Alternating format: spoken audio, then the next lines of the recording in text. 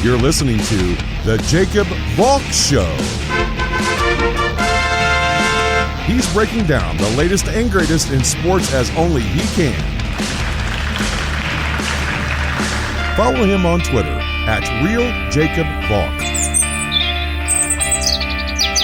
Here he is, Jacob Valk.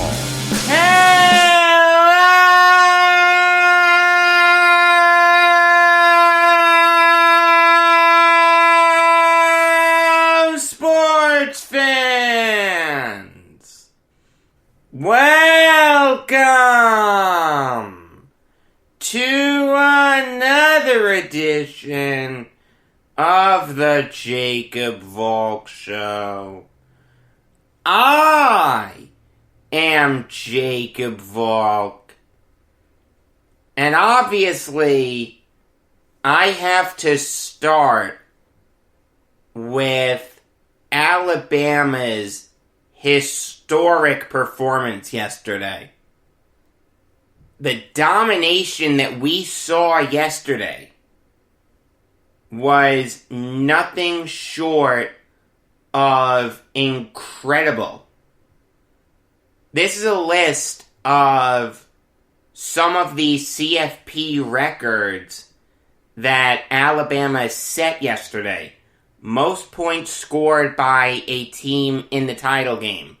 Most points scored in the first half of a title game. Most passing yards in one half. Most passing yards in title game. Most receptions in title game. Most receiving touchdowns in title game. Alabama was absolutely unstoppable. What we witnessed yesterday was the coronation of one of the greatest college teams in recent memory. Alabama destroyed all comers this year. The gap between Alabama and any other team is equivalent to the Grand Canyon. You had Nick Saban staking his claim to being the greatest coach in college football history. The guy has 7 national titles. He won with 2 schools. You can make a very strong argument that he's better than guys like Bear Bryant, Woody Hayes, Darrell Royal, Vince Dooley, whoever you want to name. You can make a very strong argument that Saban's better than all of them.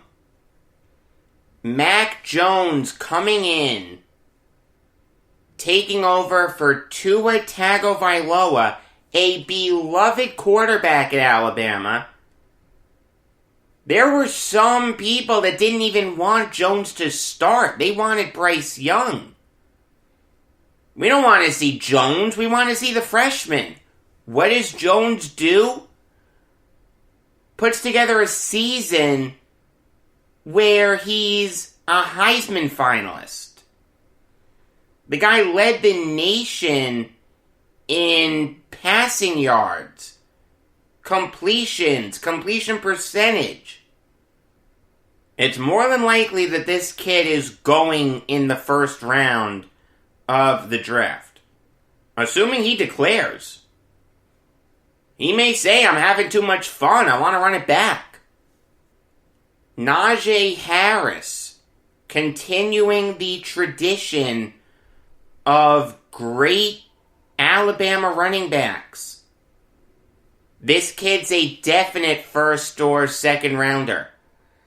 Devontae Smith putting together a season for the ages. It is so rare for a non-quarterback to win the Heisman Trophy. For that to happen, you need to be so blasted dominant that you just blow everyone out of the water. Look, I wouldn't have voted for Smith. I've said that before. But smarter minds than me gave it to him. Alabama has had some great wide receivers recently. Calvin Ridley, Jerry Jeudy, Henry Ruggs, Jalen Waddle, Amari Cooper a little further back. Smith is better than all of them. The game that he had yesterday will go down in college football history as one of the greatest national championship game performances of all time. Realize, Devontae Smith didn't play in the second half. He had a finger injury. I'm sure he's fine. He's going to be a very high draft pick. So this is all in one half. Smith had 12 catches for 215 yards and 3 touchdowns. To put that in perspective, Justin Fields yesterday had 194 passing yards. Smith had more receiving yards than the opposing quarterback did passing yards.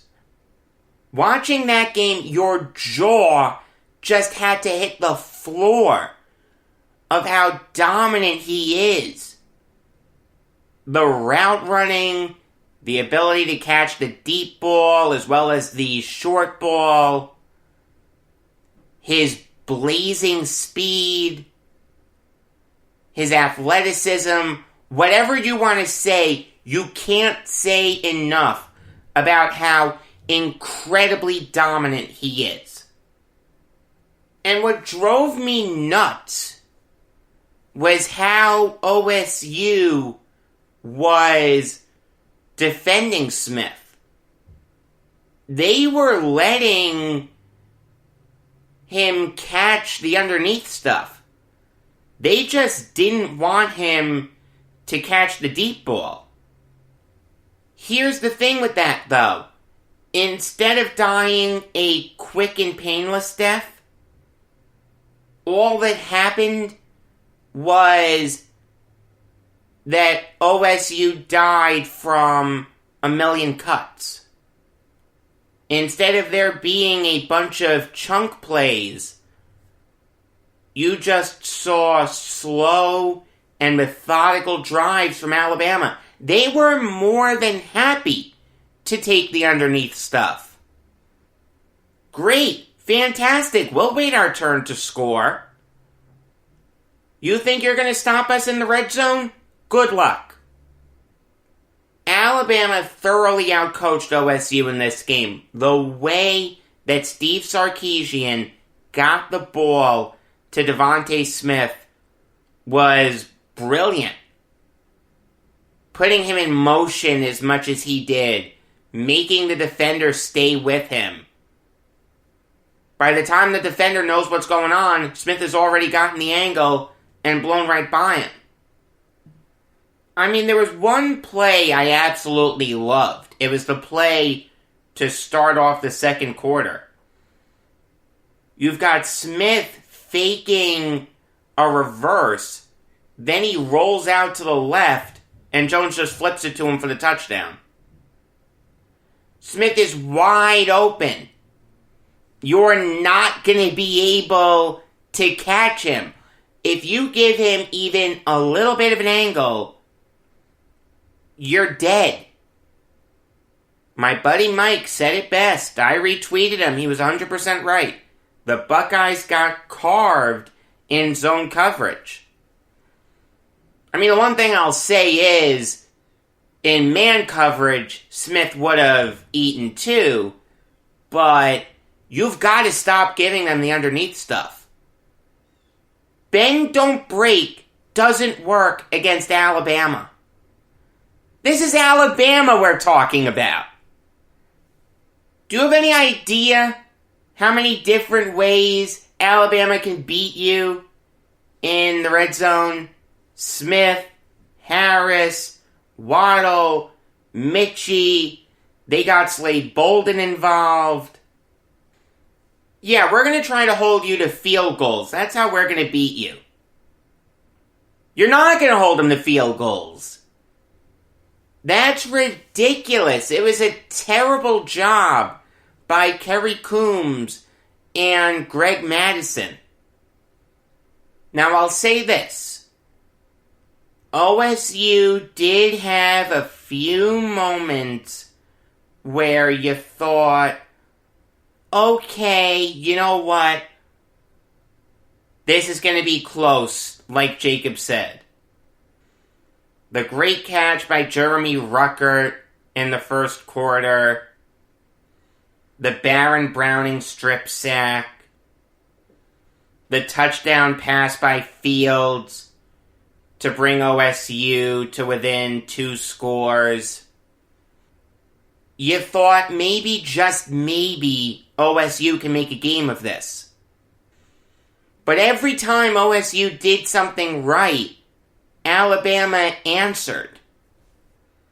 They just couldn't string together positive plays.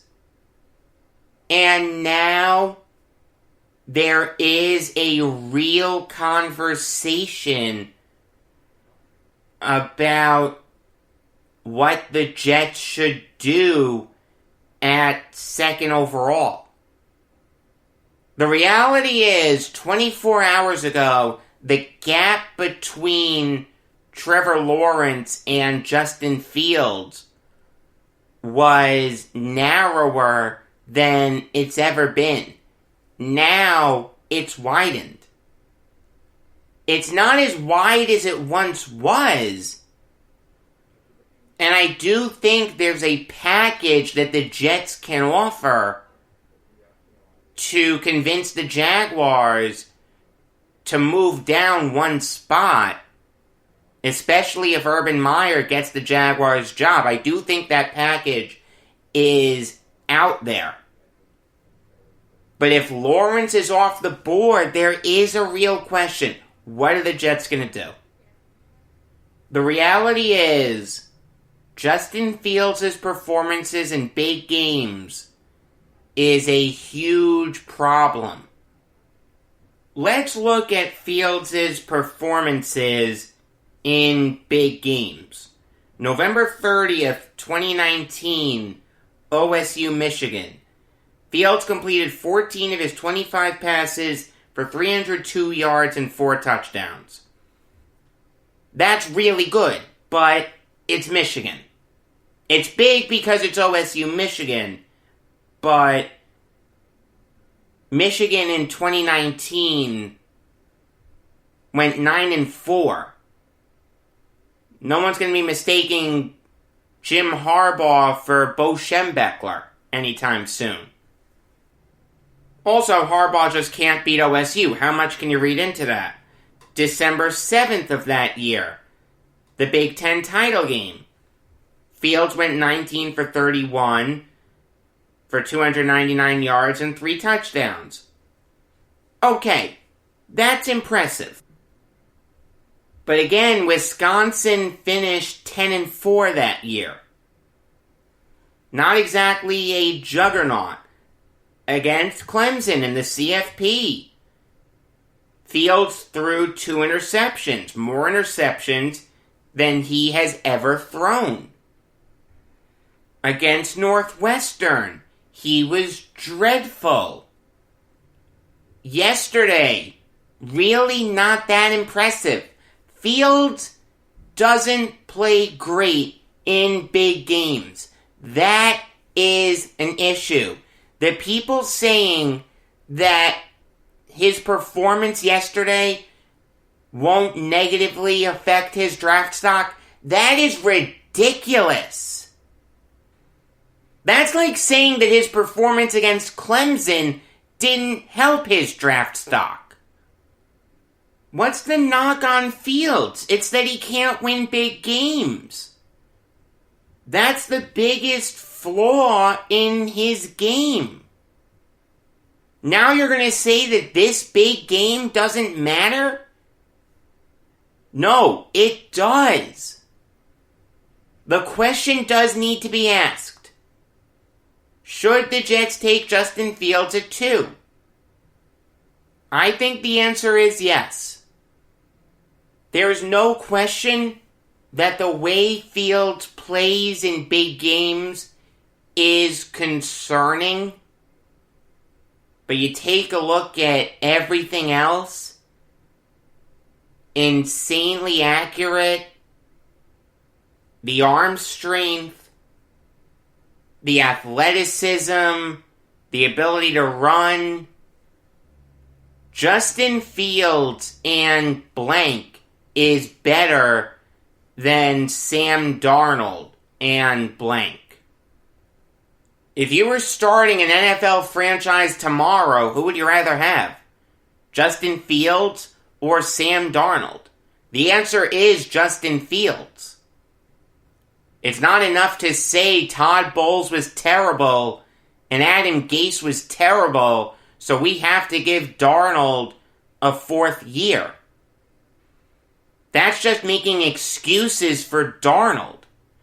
You have to point to specific things that Darnold does that make you think he can still be a franchise quarterback for the Jets. Now, I'll say this. I understand the argument. It's a valid argument. The only argument that I really don't like, that I've seen a lot, is taking Zach Wilson at 2. It's nothing against Wilson. I do like Wilson. I really, really do. But I don't think he's the second best quarterback in this draft. The fact that he went to BYU scares me. He's not good under pressure. I don't like how slow he is to decide what he wants to do with the football. And this is one thing I read about Wilson that I didn't know. Supposedly, he has a bad character. Some people call him a brat. He's entitled. His uncle evidently owns JetBlue, which I did not know. The one thing you need to be as a quarterback is a leader. If you don't have those leadership qualities, how can you be taken 2nd overall? Again, I like Wilson. I really do. Cannon for an arm. Underrated athlete. Very accurate. But I don't think he's as good as Justin Fields. If the Jets are on the clock with the 2nd overall pick, and Lawrence is unavailable, they only have 4 options. Justin Fields, Penei Sewell, Devontae Smith, or trade out of the pick. Whether that's for a guy like Deshaun Watson, or you trade down. I do understand the argument of giving Darnold 1 more year. Do I disagree with it? Yes, but it's not a crazy notion. If you give Darnold a premier right tackle or a premier wide receiver, it's fair to wonder if he'd finally reach his potential that he showed all those years ago coming out of USC. I truly understand the argument. I disagree with it, but I do respect the argument. The reality is, yesterday, Justin Fields had the opportunity to put a stranglehold on his position as a top 2 pick. he didn't do that. He did not play well. Do I still like Fields? The answer is yes. I'll take him on the Jets in a minute. There are other options.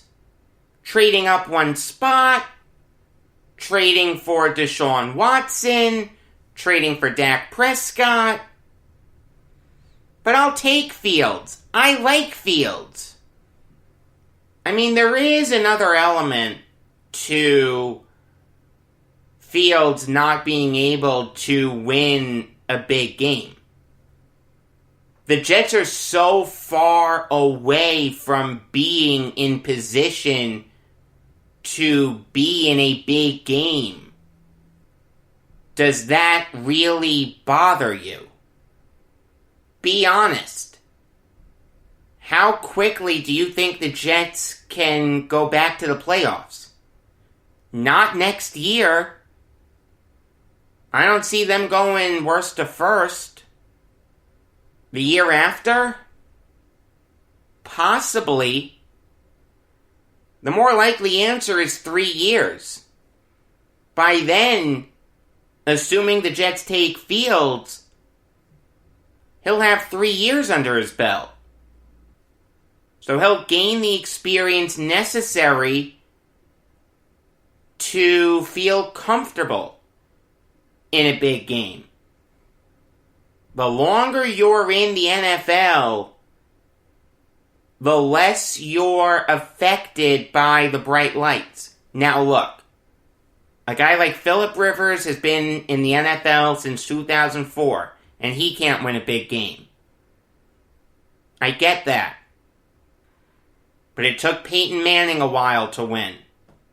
It took Drew Brees a while to win. It took John Elway a while to win. You can deal with those growing pains if Fields shows growth in other aspects of his game.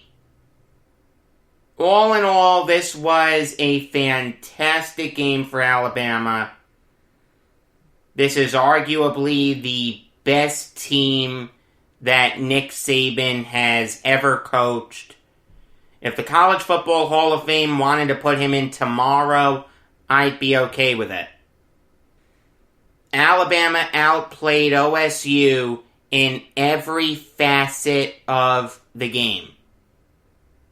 Their quarterback was better. Mac Jones is probably going to be a late first-round pick. If not there, then definitely in the second round. Najee Harris is definitely going to go late first, early second. And the Eagles might have needed to tank more to get Devontae Smith. I could see him going as high as 2, theoretically, but more realistically, 3. Give Tua one of his old college wide receivers. That would make perfect sense. And Justin Fields, in a perfect world, would have played better in this game. What did I say yesterday? The Buckeyes are only going to go as far as he takes them.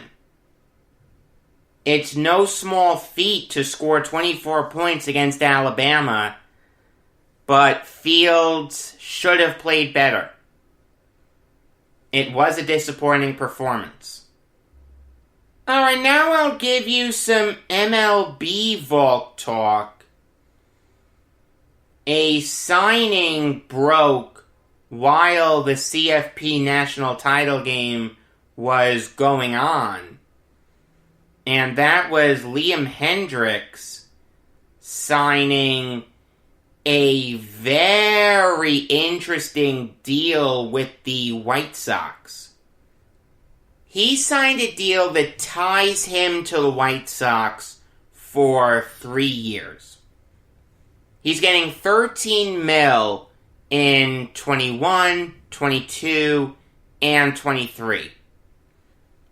In 24, the White Sox have a $15 million team option on Hendriks.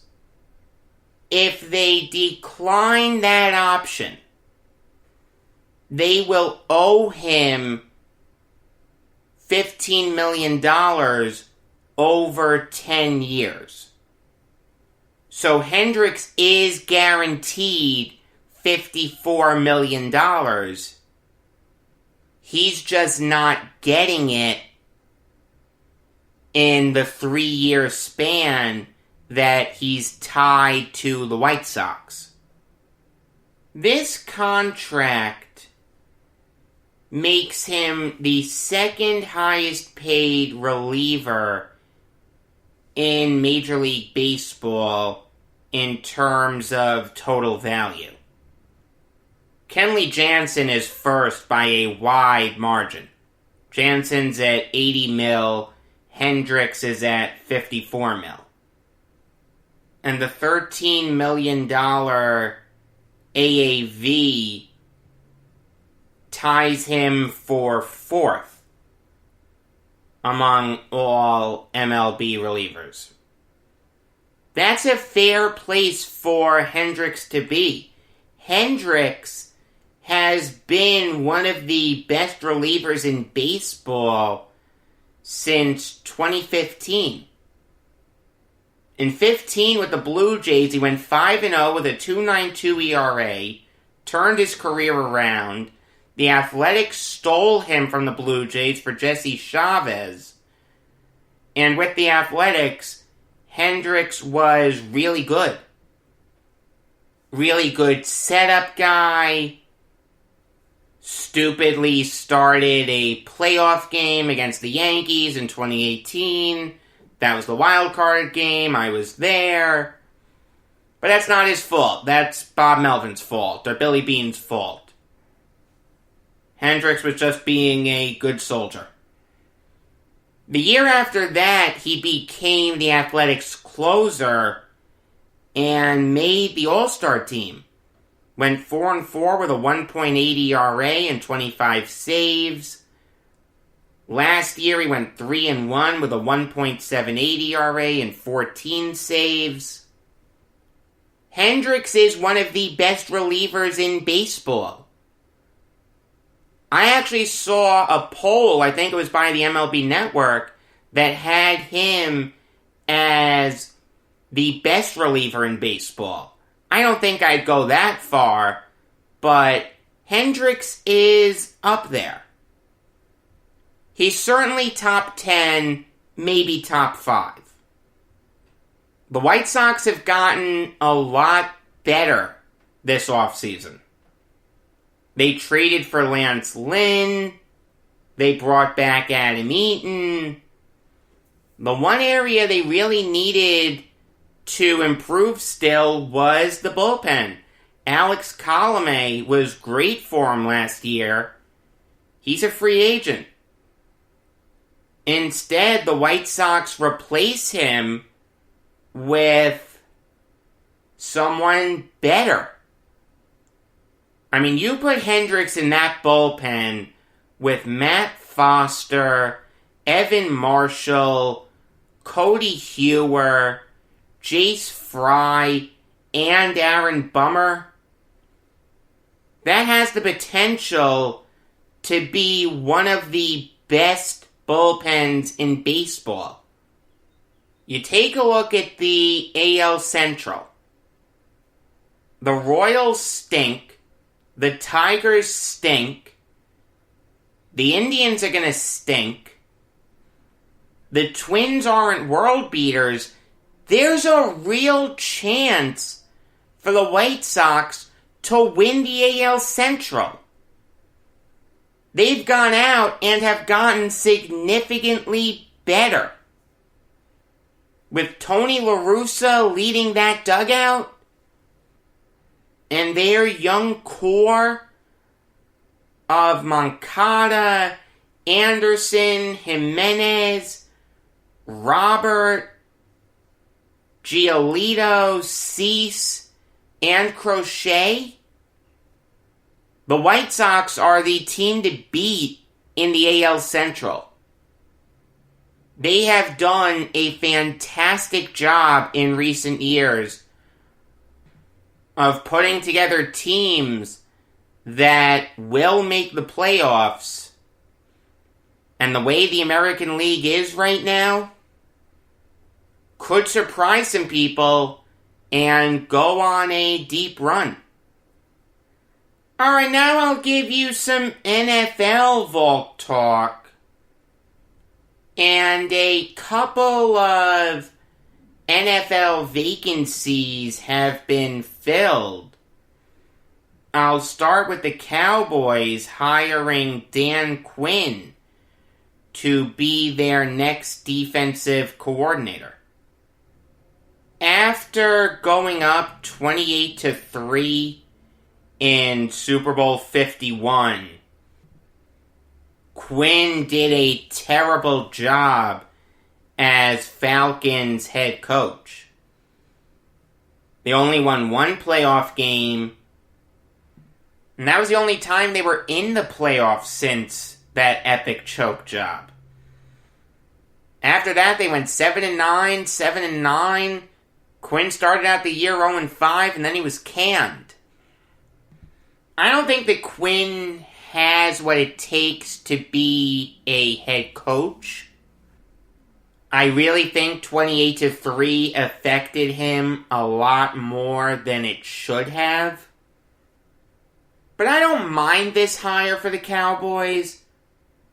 When Quinn was defensive coordinator for the Seahawks, they had the best defense in the league those 2 years. I understand when he was head coach, Atlanta's defenses weren't spectacular. But the Cowboys needed someone more forward-thinking than Mike Nolan to lead their defense. Quinn is a forward-thinking guy. Those Seahawks defenses in 13 and 14, they used some exotic sets. I think this hire can work out. It's a good move by the Cowboys. It makes a ton of sense to go after a guy like Quinn, someone with a ton of experience. This can work out. Moving on now to the Raiders hiring Gus Bradley to be their new defensive coordinator. Bradley reunites with John Gruden, a former linebackers coach for Gruden's Buccaneers in 07 and 08. And this makes a lot of sense. Gus Bradley is one of the worst head coaches in NFL history. The guy never won more than 5 games. He went 14 and 48. That's a .226 winning percentage. That's one of the worst winning percentages in NFL history. But when he's been defensive coordinator, his defenses have been really good. They haven't been great, but they haven't been terrible. They usually hover around the top 10, top 15 in most categories. John Gruden always assembles great coaching staffs. His coaching staffs always have guys with a ton of experience, a ton of coordinator experience. Bradley's no different. I like that there's a prior connection between Gruden and Bradley. I think this is going to work. I like this fit more than I like the Quinn fit in Dallas. And I'll say this, a lot of people are getting on Gruden for the Raiders going 8-8. They got off to the big start. They were 6-3 in their first 9. Then they went 2-5 in their last 7. I understand that that's a bad look to not finish the season strong. That's the second straight year they've done that. But the Raiders have gotten better every year Gruden's been there. You know how long John Gruden would be unemployed if the Raiders were really going to move on from him? And Gruden wanted to keep coaching? 2 seconds. Is he worth his contract? No. You'd like him to make the playoffs at least once in his first 3 years, but Gruden is building something special there with Mike Mayock. The Raiders have gotten better every year. Give them time. They will get over the hump. Alright, now I'll give you some college basketball Valk talk. Specifically, I'm going to preview the 2 games tonight that feature 2 ranked teams. And I'm going to start with Duke, Virginia Tech. I've said this before, I'm not crazy about Duke this year. I don't think they're that good. They've certainly righted the ship since entering conference play. They beat Notre Dame, they beat Boston College, and they beat Wake Forest, but none of those wins were overly impressive. Their largest margin of victory out of those 3 games was 11. The highly touted freshmen that Coach K brought in have not set the world on fire. Jalen Johnson needs a little more seasoning. Jeremy Roach definitely needs a little more seasoning. DJ Stewart's not bad, but you don't want him being the second best player on a team in a perfect world. And you definitely don't want Matthew Hurt as the best player on a team. Look, Hurt's a nice player, good shooter, solid defensively, but he's not a star in a perfect world. The star should have been Jalen Johnson. He needs more seasoning than people thought. People are saying that this 3-game winning streak could be the start of Duke writing their season. I don't see it. Will they make March Madness? The answer is yes. Will they make a lot of noise when they get there? The answer is no. When you look at Virginia Tech, they're a team that doesn't have a true superstar. They have some solid players, Keve Aluma, Jalen Cone, and Naheem Alain.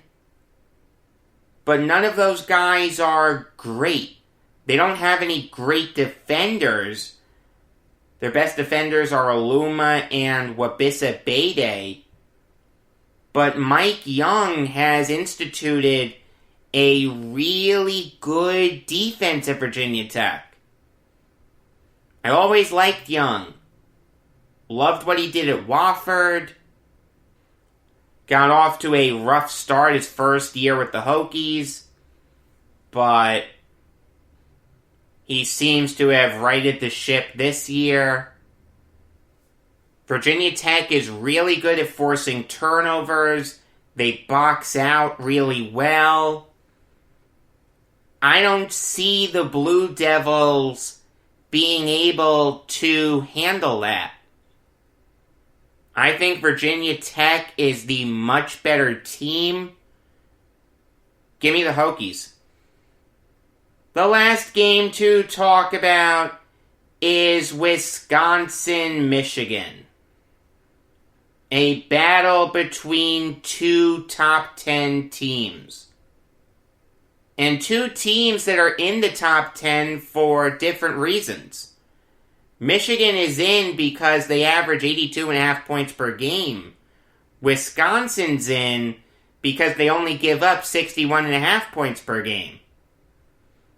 Now that's not to say Wisconsin can't score. They can. They have 5 guys averaging at least 9 points per game this year. Demetric Trice, Micah Potter, Nate Roovers, Brad Davison, and Aleem Ford. They can beat you in different ways. They can score in the interior. They can score in the mid-range. They can score on the perimeter. This is a very good Wisconsin team. And all those guys that I mentioned are gonna start tonight. It's a lethal starting lineup. It's one of the best starting lineups in the nation. They're all seniors. They all understand the importance of defense. Wisconsin is one of the best perimeter defending teams in the nation. They are so good at closing out on shooters. They have really athletic guys. They're always in position to make a play. Give Greg Gard a ton of credit. But give Juwan Howard credit too. He's got Michigan playing great. The turnaround that the Wolverines have had from last year to this year is incredible.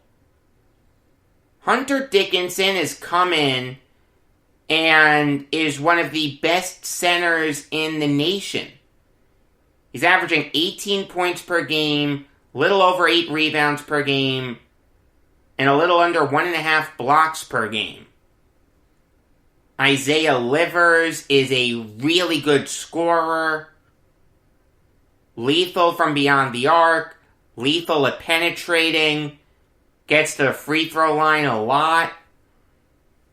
He's a perfect complementary piece. And Franz Wagner is a really good tertiary piece. He's averaging a little over 12 points per game, little under 7 rebounds per game, little over 3 assists per game, a steal per game, and a little under a block and a half per game. In addition to those guys, though, they have other players who can contribute too. They have really good depth scoring. Sean D. Brown, Eli Brooks, and Mike Smith are all really good scorers. This is going to be a big test for the Badgers. Can their defense stop this incredible Wolverines offense? In truth, I don't think so. I think Dickinson is better than any player the Badgers have, while Wisconsin's starting lineup is better overall than Michigan's starting lineup. Once you get to the bench, I'd expect Sean D. Brown to step up and make mincemeat of guys like Jonathan Davis, Tyler Wall, Trevor Anderson, and Ben Carlson. All in all, I think Michigan is the better team. Give me the Wolverines. Tomorrow, you're going to get the interview that I'm going to do with Richard Bressler, the author of the book on Frank Seeley. Until then, I am Jacob Valk saying that the Padres took a 3-game series from the Giants, 3-2.